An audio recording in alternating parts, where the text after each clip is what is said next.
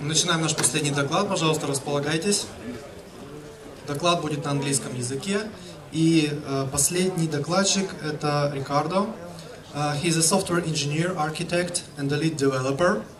He has worked in different program languages and across the stack. He was a principal engineer at LinkedIn in Silicon Valley, technical architect at AKQA, and CTO at 2 startups in London. From backend to tooling, automation, frontend, he likes port ideas from one area to another. Please welcome Riccardo. Hello everybody. It's really nice to be here. I realize I am the last talk between you and the after party, but we'll try to make it worth it. So first of all, like we were saying, my goal for this talk is threefold. Is for you to get an understanding of the Elm architecture. Explore how that architecture can be applied to a Swift application, and discover some tools that can help with that experimentation. Just out of raising the hands, how many people are familiar with Elm? Cool, we have a few. Or functional programming in general? We got a few more, cool. So Elm is a functional programming language. We'll talk more about what that means later.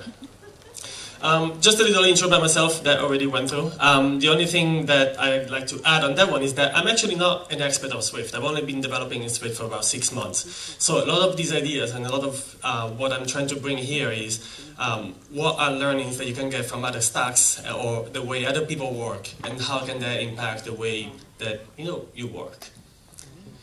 So first of all, it's really hard to talk about another architecture without first talking about where we're starting from. So MVC, lots of benefits of using this architecture. There are some limitations that as the size of the application grows, you start running into. You have the controller that is kind of very central to your application. It's the one that gets notification from the view, makes changes to the model, receives notification, and issues the updates.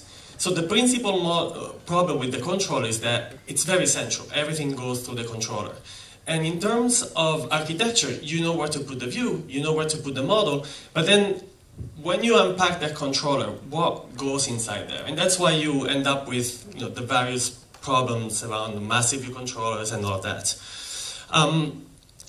So what instead the Elm architecture is about, instead of being interactive the same way as MVC, it's a reactive type of architecture. So what you see there is the view is the one that displays the information to the user. Through the view, we produce actions. Actions allows us to update the state of the application, and the model, once it's updated, is re-rendered to the view. If you're familiar with things like ReSwift, which was inspired by Redux in the web dev community, which was inspired by Elm in the first place, you will be familiar with some of the concepts that we will be talking about.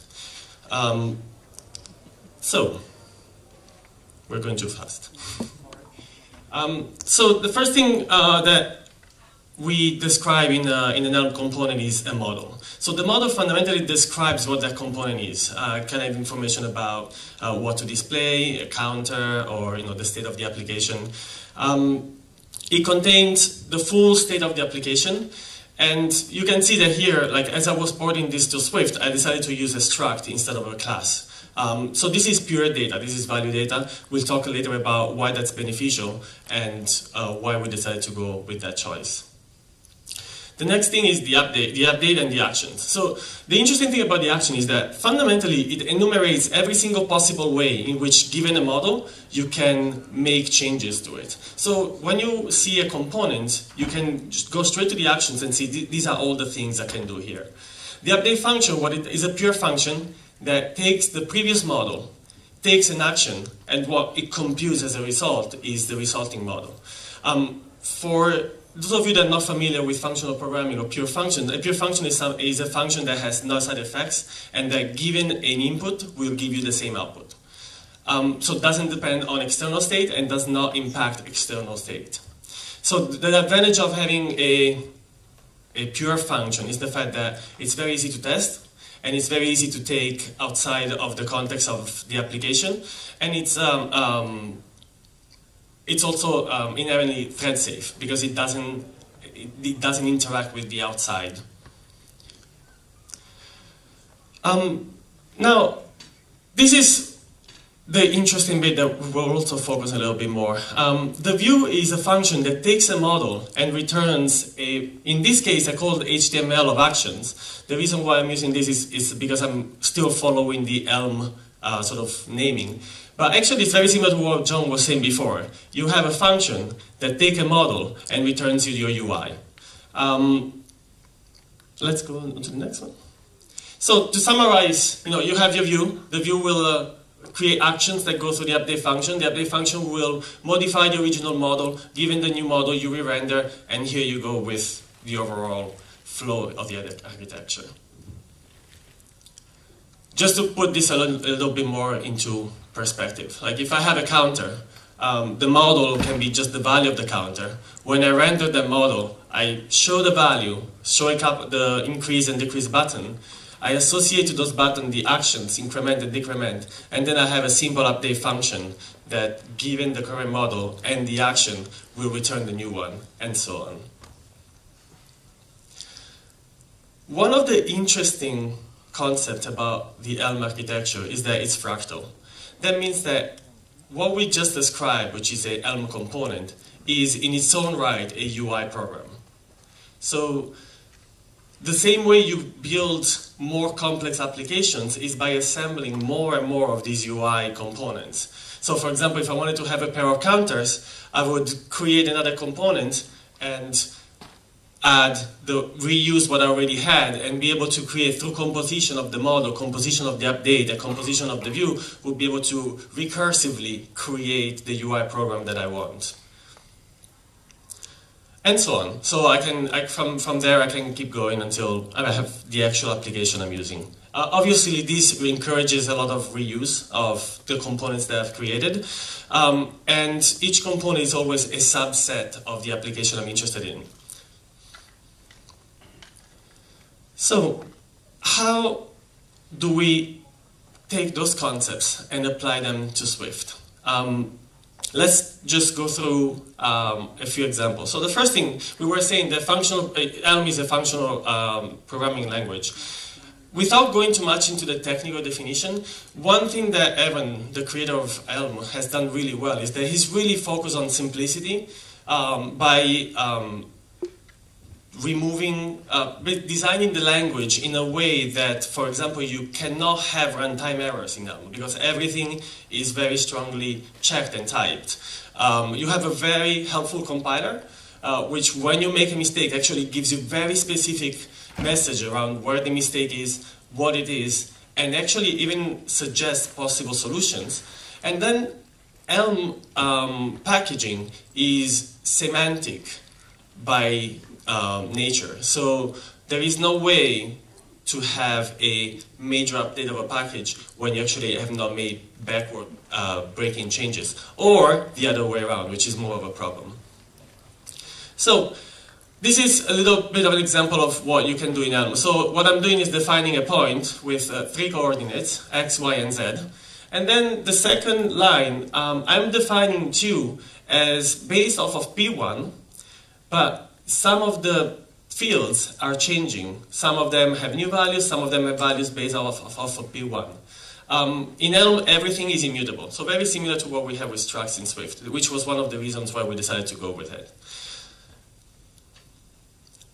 Now, how can we do the same in Swift? So you can use a struct, and then you can create, you can instantiate your struct. But when you actually start working with various fields, it starts becoming very cumbersome in Swift to only change subsets of the struct. So what we've done is to create a code generator that we annotate, we use it together with an immutable protocol, which we associate to the struct. We code generate code, and automatically we have setters. Those setters automatically change the values of the fields and create a new struct based off the previous one, just with that one field being changed. And that just makes it much, much easier for us to work with structs.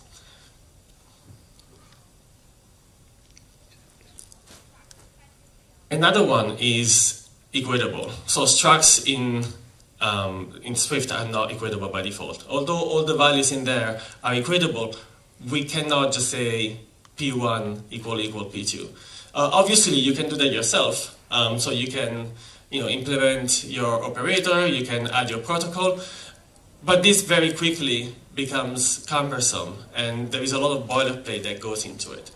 So what we decided to do is to create an auto-equatable protocol that through our code generator will do all of that work for us. And again, it's recursive, so as you create more and more of your nested data structures, you can still use the same approach.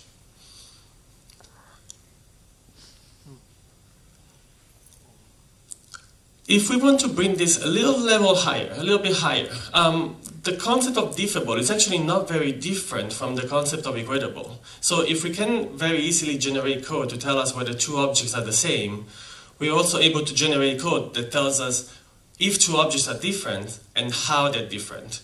And we'll talk about where this becomes very interesting when we actually have the model and the action being processed by the update function. And then the returning model, the resulting model, it's very easy to see how your actions are affecting the changes in your application. So right now, we use Swift, we use source kitten, and stencil. So the code generator uses stencil templates in order to generate the code. We're actually in the process of releasing a functionality that uses JavaScript core so that your templates will be functions instead of your generated code will result from functions instead of template, which we've personally found to be much more flexible. And we're gonna open source this. We've open sourced this. We'll share the link afterwards, but feel free to play with it and let us know what you think. Okay, so this is interesting. This is where things start getting interesting. This is where like a lot of the differences between Elm and UIKit really become important. In Elm, you have this view function. The view takes a model and returns an HTML of action. Now, this HTML is actually not the DOM object that you would expect. In Elm, you have this concept of virtual DOM. A virtual DOM is something that allows you to hide the imperative API of the DOM into a more declarative interface. So what the virtual DOM does is you have a data structure. So this function is just returning a data structure. The virtual DOM engine will process the data structure and compare it with the previous virtual DOM, and then we will automatically make all the changes to the actual DOM that are necessary to bridge the two. A lot of clever optimizations can be done when you start thinking that way. You centralize the logic that has to deal with these type of operations. And in fact, in the web development world, this is becoming a very common way of approaching UI. There are a few options in Swift and UIKit, but none of them are either production ready or have been fully tested in a production environment. There is Vue.swift, render, component kit, just to mention a few. But we decided to not use any of them because they were not addressing the issues that we were interested in. So we decided to build something that has a very simple API and allows us to use the same approach and reap the same benefits of a virtual DOM-like solution. It's not quite a solution, at least at this layer. What we're planning to do is to actually build a layer on top of this, which will automatically use the diffs from the updates in order to automatically update the UI, but we haven't done that yet. But basically what we're doing here is it allows us to, we have this idea of instance. A component can be instantiated, and when I create such component, what I get back is a UI view, and is a collection of support objects that I use to render my view. You could call that a view model if you want. So the view function takes a model, so the render function takes a model, takes an instance, and now it allows me to render the UI. Now the only function that is actually creating side effects is the render function. The create function is also a pure function. It takes no argument, returns an object. You might notice that there is a dispatch argument. This is what connects the UI that I render to the update function that will process the actions. So the UI will dispatch actions that will be processed by the update, and that's how we're going to close the loop. So if we put together all of those pieces, this is what a protocol component looks like. It's really interesting because it's actually not too dissimilar from what John was talking about, and the fact that your talk was right before mine was interesting. But see, you have a model associated to that component. You have an action, which can be any sort of data structure. We personally found very helpful to work with enum values. We have that support, which you could consider to be the view model. I didn't like that name, so I prefer to just call it support. And a view class. Now you have an instance, which is a tuple of view and support. And now from this component template, what you can do is you can create new instances, and you can render an instance given a certain model passing the dispatch function. And here you can also have an update function which, given an action and a model, will allow you to compute your next model to be rendered. You can see that all of these functions are static. So once I've created an instance, I pass the instance around, but the core of the component lives here. So what have been some of the lessons that we've learned throughout this journey? First of all, I'm going to start with the challenges. UIKit is very object-oriented, so it's really, really hard to build a declarative approach on top of UIKit. Animations that were already mentioned as a result of the previous talk. Animations are really hard. They're not impossible. You can define your animation. The challenge is in the fact that during the animation, you have an inconsistency between what your model is saying and what the rendering of the model would be. So we haven't quite figured out what's the best way to approach that issue, but it's one problem that also in the web development world is very common, and they're still trying to figure out exactly. You can obviously make animations part of your model, but you lose a lot of the benefits of being able to delegate to your underlying library kit what animation you want. And another one is the deep nesting of components, which at times can be a bit annoying to work with, because all of the actions have to bubble through the system, and the model as well. But at the same time, there are quite a few benefits. First of all, we have this unidirectional data flow, and we have very clear separation of concerns. You have the view is responsible of rendering a model. The view will produce actions, and those actions will be processed by the update function, and the update function is responsible of computing the new model. And you can help, and you can compose those various elements in a way that each component is responsible for its own state only, and doesn't have to care about what other components are doing. It's very easy to follow what's happening. For example, by adding a diff thing onto the model, it's very easy to see when I execute this action, even if the update function is pretty complex, I can very easily diff the previous model from the current one and see where things have changed. And this has helped us a great deal into finding bugs. And then one thing that we're going to talk a little bit more is time travel.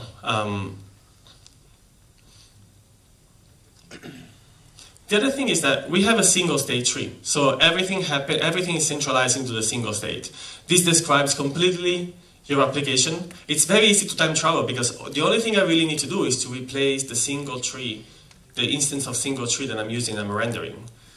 And like I was saying, using the diffing algorithm is very easy to see every time I perform an action across the whole application what has changed.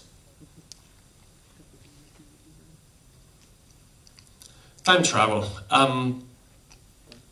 If you guys have seen the presentation on the ReSwift, it's pretty nice to be able to see when you create an application, you have a bug, and then you change some things in your code, and you can recreate the application, and you can get back to the state you were in.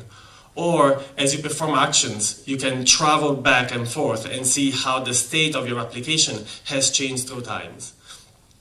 So because we have such a centralized single state tree and such a centralized architecture, we can easily record all the actions as they go through the main update function. We can tune those functions on the fly. And one thing we're working on is actually to use some sort of code injection in order to be able to replay the actions right away so that you do not need to recompile your code, but still be able to see how from the initial state, by replaying all the actions and by tuning those pure functions, you can actually get new results. One thing that you have to be careful when working with time travel is side effects. It's something that I wanted to mention.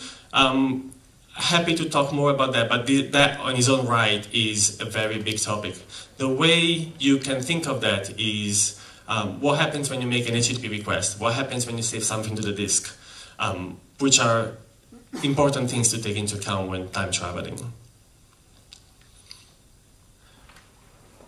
Components allow us to think and in terms of single responsibility. A component is responsible for a single piece of functionality. It provides a very clear encapsulation from the rest of the application. Your actions are the only way another component can interact with you. Your model clearly describes what you're doing. And it's just a much easier way to reason about various parts of the application and how they come together. It's reusable. And for me personally, coming from different background, one thing that I really like is the promotion of composition over inheritance. I feel like in my Swift development experience, it's really hard, I should say UI kit, it's really hard to build new views without subclassing. One thing that I really like about the approach that we have is that by having the UI view and that support, you do not need to subclass UI views in order to change their behaviors, because the render function on the component can take care of adjusting what you already have. And that promotes composition over inheritance. And platform abstraction. Nothing in the code except the view function is aware of AppKit. It's very easy to decouple your business logic from your view logic. And it's obviously very much easier to reuse. Whether, like for example, if you were to build an application for both Mac and iOS and you want to be able to reuse the business logic, being able to encapsulate the view at that level just makes it so much easier. You can reuse the majority of your component. I hope that by now you have an idea of what it means to have a component-based application, why immutable data is helpful. You understand some of the benefits and some of the challenges that are associated with that type of approach. Understand the idea of having a unidirectional data flow instead of an interactive type of architecture, and a little bit of understanding into some of the principles of functional programming. We haven't open sourced what we're doing, but as from what you can see, in the end, the core code itself is not that much, and that doesn't bind you to anything. It's not a library, it's just a pattern, and that's what architecture should be like. If you are interested in exploring a little bit more with this approach, the closest thing I can think of is with Swift, in the Swift world. I would actually encourage you to give a try to Elm and see if many of the advantages that that language has. This is not, I'm just a messenger, this is not all of my work. I've been working with a lot of very talented people, and I've been reusing a lot of work that's been done out there. So I just wanted to give a quick credit to various people that contributed the most. This is just a small fraction. And then some of the projects that we've used. Yeah, if you are interested, go check out on GitHub the code generator. And thank you very much.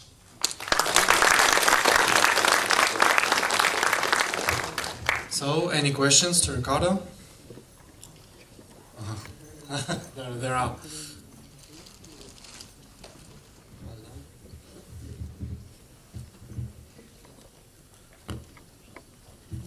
We can integrate with Spotify solution, yes. Awesome. So I wanted to ask you a little bit about how you deal with layouts, because that's a very interesting problem with this approach. Like, how do you put the components together, and how do you enable them to have different sizes and different layouts? Yeah. So the way we've approached that problem is by having we're using auto layout, SnapKit specifically, And the way we've approached it is that the parent is always responsible of rendering its own children, and therefore is the one, it will be the one that will decide how to lay them out. Again, the render function here, you could have an implementation of that pattern that actually maps very closely to what you were describing in the previous talk. But right now, that render talk is actually very specific to the model that you're receiving. So it has enough context that you can just use something like SnapKit in order to lay out your children. Great, an awesome talk, by the way. I really liked it.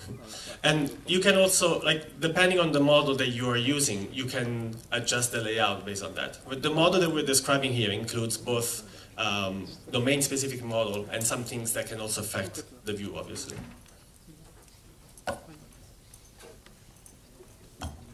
Thank you for your speech. And my question, I saw in Elm the concept of effects and tasks.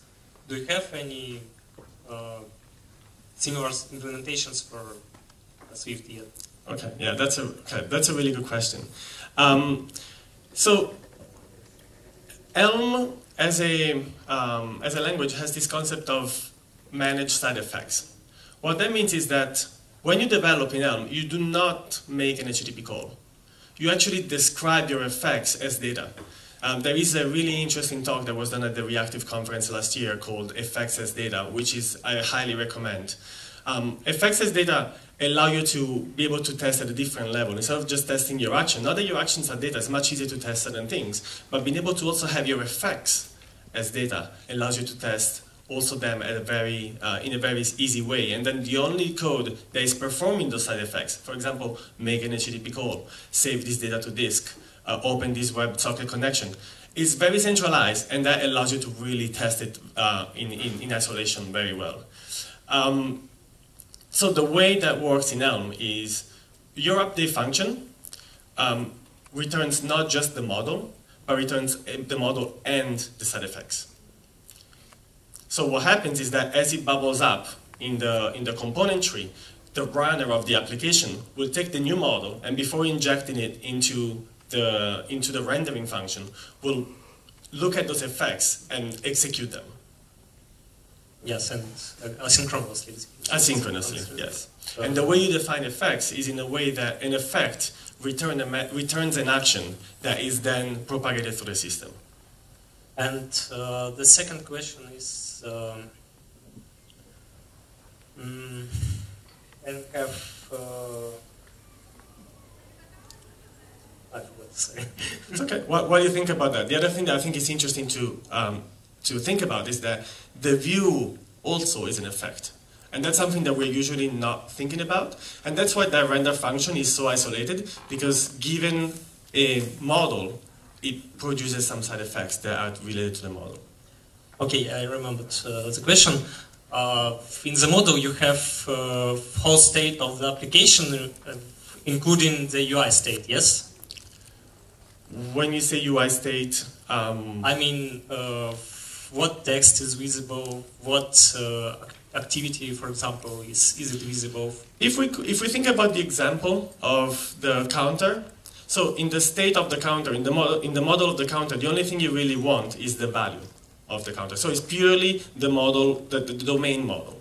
When you pass that model into the render function will create the corresponding view model, and as part of the support, will append in the support all the information that you need in order to process that view. So one way to think about it is, if some data, if some state, the view model can be, so for example, if you wanted to know the color of the number, and you wanted the color of the number to be red if the number is below 5, you wouldn't store that information in the model itself, but you would compute that piece of information as part of the view function, as part of the render function.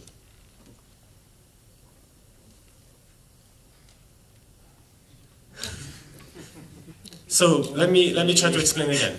So right now, in the render function of the component, you get a render with a model of 7. So what the render function will do is to say, I want to render a text box with this number. I want to render a plus button to which I'm going to associate a increment action, I want to render a minus button to which I want to associate the decrement action.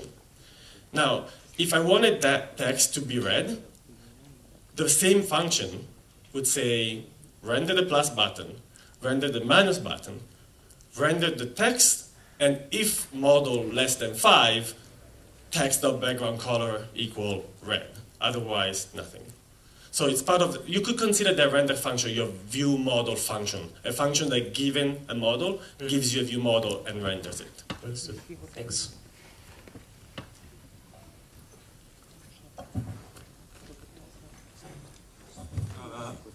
Thank you for your presentation. I have one question. Should we make, for example, we have text box with 2 buttons. Should we make this a single component? Could we separate these for 3 components? First a text component and 2 button components. And if yes, how it collaborates with each other? Yeah, so that's a really good question. The way, you have the option. So you can decide that I'm using a simple text box. And this is just basically the render function is creating the UI text box view, which means that the text box is not a component, that is purely a result of my render function. Or you can have, like we were talking about how components, the architecture is fractal, so components can live inside other components. What that means is that when I create the instance of my top level pair of counters component, within that create function, I'm going to call the create function of 2. I'm going to create 2 instances of counters. And then I'm going to associate the information that I get back from them, the view and the support data, as part of my view and support data. So that allows you to use both approaches, whether you want something to be just a rendering, like a mean to render something, or whether you want something to actually have its own actions, its own update, and its own model. It really depends on how you structure your application, but either approaches are possible. Okay, thank you. So the question is, so we are seeing rendering and one component, like technically have one UI, right? So will UI stand in UI hierarchy and for how long? Will you recreate views on every change of model, or will be some kind of cached or reused how it's implemented here? Yeah. Cool. That's another good question. Oh, I love good questions. So we were talking originally about this idea of virtual DOM. So the most basic implementation of virtual DOM is I get a model, I create a UI view, I remove the previous view, I apply this new UI view that I've created. That is virtual DOM. You have a very declarative definition of what your view is like. That obviously has performance implications. And that's why we've separated the creation of the instance of the view from the rendering. So in the rendering, you have this is where you can see where your model has changed, and you will only apply the changes that are relevant to the delta. So for example, if I see that my model used to be 5 and now it's 4, the only thing I need to update in my render function is the text value of the text box, but I do not have to worry about the other elements of the UI. Yeah, so the question is who is responsible for creating UI views and who is responsible for removing those from hierarchy? So the parent is always responsible for its children. So the same way as the parent takes care of the layout of the children, what if something changes where, for example, when the counter reaches 0, you can no longer increment or you can no longer decrement, so you want to hide that button, it will be the parent that decides what to do with that component, with that view. Okay. No